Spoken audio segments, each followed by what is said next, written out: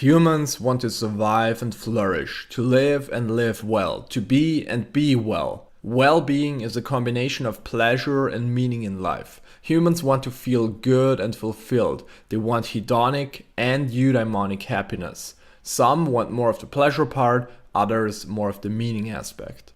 And so a good life is a positive well-being balance over a lifetime. If on your deathbed you were to look back at every moment you have lived, summing up all your pleasures and pains, all your moments of joy and suffering, and all your experiences of purpose and of emptiness, you could create a happiness balance sheet that weighs your positive experiences against your negative experiences. A positive final balance signifies a good life. People who thoughtlessly do what they want in a state of passion led by emotions maximize short-term well-being, whereas those who wisely do what they truly want in a state of mindfulness led by reason maximize long-term well-being. The latter are more likely to live a good life. And as humans, our ultimate goal is to have lived a good life. That is our true will.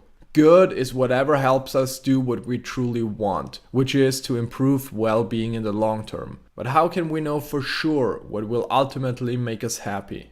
Until we have perfect self-knowledge and a complete science of happiness, all we can do is rely on the pieces of evidence we do have and on the wisdom of moral heuristics. Objective evidence comes from the fields of psychology and cognitive science. Clinical psychologists tell us how to preserve mental health, how to minimize suffering. Positive psychologists tell us what makes life most worth living, how to maximize fulfillment. And cognitive scientists can tell us how irrational impulses make us not do our true will. Yet what these experts say is often impractical and still far, far away from a complete picture. Moral heuristics, by contrast, come from the fields of religion and philosophy. The wisdom traditions give us rules of thumb for how to live a good life, usually focusing on concrete virtues. They teach us, for example, that the best long-term outcomes are achieved through courage, not cowardice, through prudence, not ignorance, moderation, not gluttony, humility, not hubris, generosity, not greed, kindness, not animosity, and so forth. Now, what are we to do if we want a good life, not just for ourselves, but also for those around us? Since we do not have a reliable science of morality, we must again rely on moral heuristics, namely on value systems and on moral principles. These are not good per se, but good only insofar as they allow people to live good lives. The good life, qua long-term well-being, is the only intrinsic value. All other values are instrumental.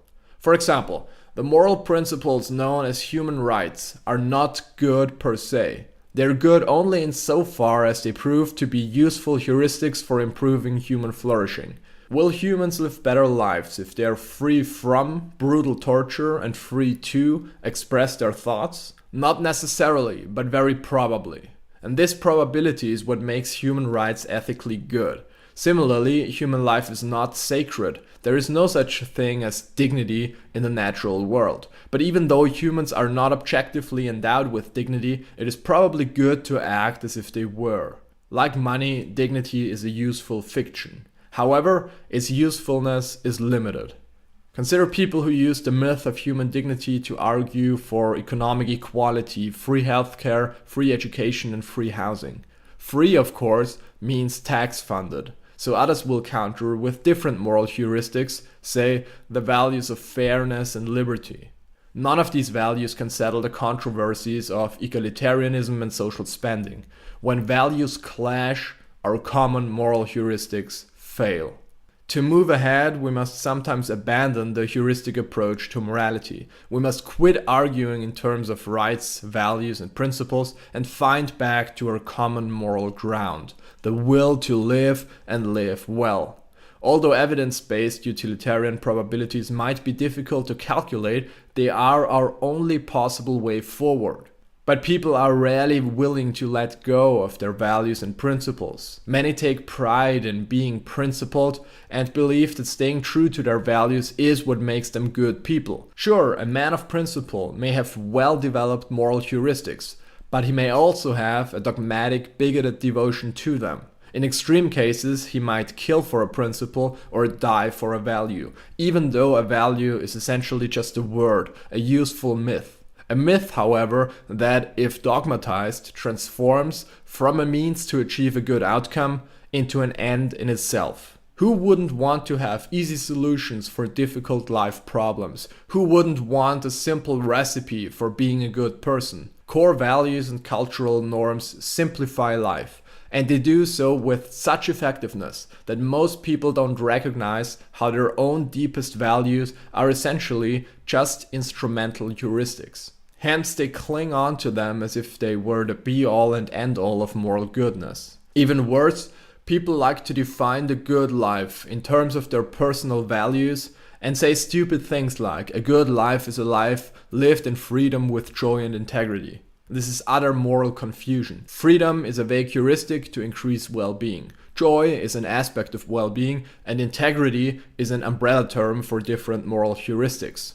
Let's take a closer look at freedom, a core value that everybody loves and pretty much everybody defines differently. Libertarians uphold freedom as the primary moral principle. Freedom is indeed vitally important. For starters, a lack of personal liberty can only lead to long-term well-being if the oppressing entity knows better than the person himself what the person truly wants, or with a lack of communal liberty, what the community truly wants. Generally though, a volitional system knows its own true will better than any political force that has power over it. So that's why freedom is so important. However, on its own, it is empty, and it is not the end of the story of ethics. The true primary moral principle is to live a good life by maximizing well-being in the long term. Setting freedom as the primary principle would absolutize an instrumental value, would dogmatize a moral heuristic. Most people do this. Libertarians dogmatize liberty, liberals dogmatize equality, and conservatives dogmatize order. It sure is good to be free, just, and loyal, but only to the extent that it promotes well-being in the long term, which is the gold standard of morality. Unfortunately, that is not what people are brought up to believe. Since the promotion of long-term well-being is unfathomably complex, all we can do is rely on moral heuristics. Consequently, moral heuristics in the form of value systems and moral rules are what cultures transmit, what societies teach, and what people become passionate about.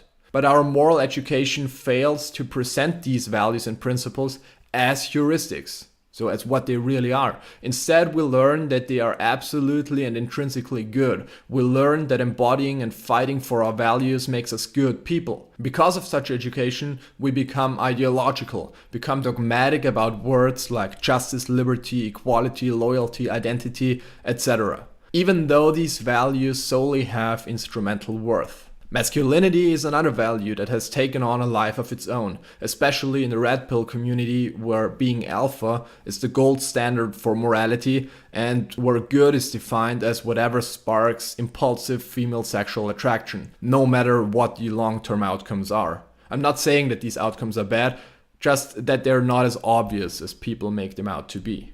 Well-being alone has intrinsic worth. It is the superior dogma, the ultimate value. Well-being is the only moral dogma we should hold on to because it is, if we are clear about what we truly want, the factual end of all human volition.